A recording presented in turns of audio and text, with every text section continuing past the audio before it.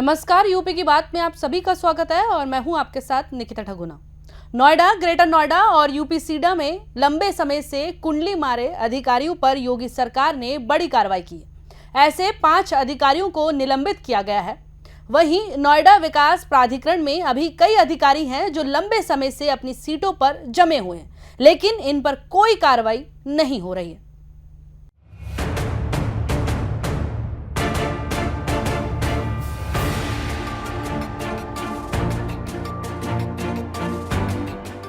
Noida, greater Noida authority के अधिकारियों पर गिरी गाज। यूपी सीडा के अधिकारियों पर भी हुई कार्रवाई। तबादला आदेश का पालन न करने की मिली सजा।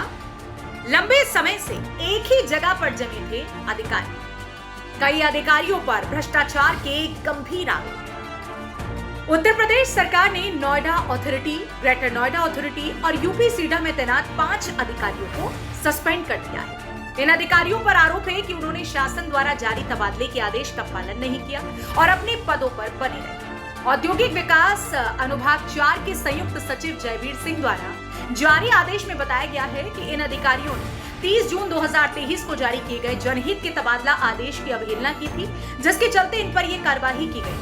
इन अधिकारियों में R.A. Gautam, senior manager, greater Noida authority, Gurvinder Singh, senior manager, greater Noida authority, R.K. Sharma, senior manager, Noida authority, K.N. Srivastava, UPSIDC व राजेंद्र भाटी, DGM, यमुना विकास प्राधिकरण को सस्पेंड किया गया।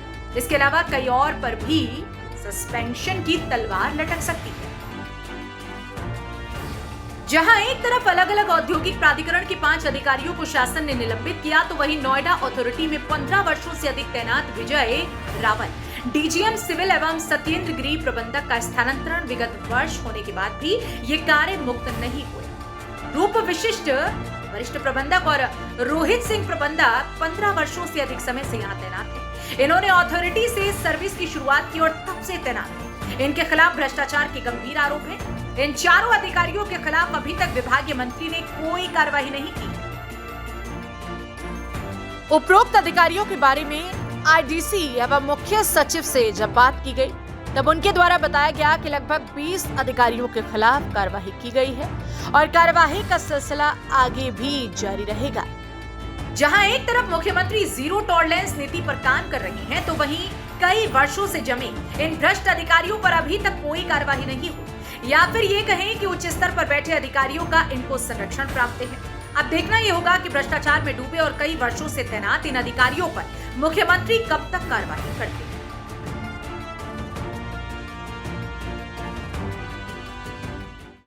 दरअसल किसी अधिकारी कर्मचारी के लंबे समय तक एक ही जगह पर रहने से भ्रष्टाचार को बढ़ावा मिलता है।